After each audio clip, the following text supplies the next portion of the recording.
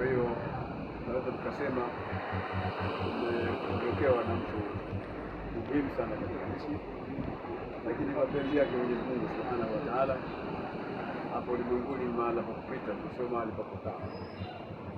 Ndio maana kila kilichopo lazima kitaondoka. Wametangulia kuondoka mitume ambao wana haki ya kubaki kuliko sisi.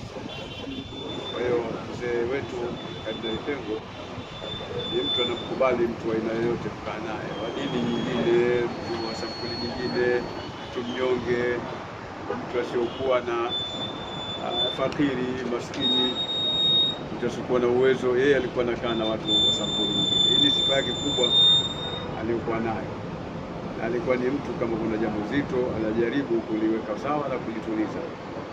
Kwa kweli haya ni masikitiko, si ya Wakristo peke yake, bali ni ya taifa zima.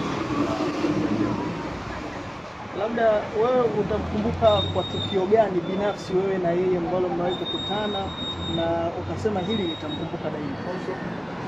Kuna mambo mengine huwezi kueleza katika media kama hivi baina ya yeye na mimi, lakini kuna mambo ambayo utaona tumekaa vizuri.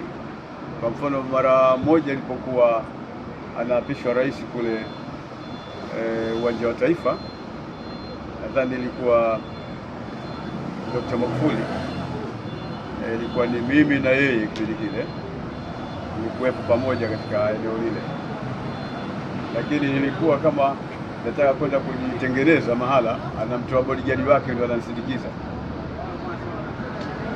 anakaa mpaka nikitoka, ananirudisha yule bodyguard mpaka pale nilipokuwa nimekaa, ambapo ni yeye na mimi, kiti chake kulia na mimi kushoto, tumekaa pamoja.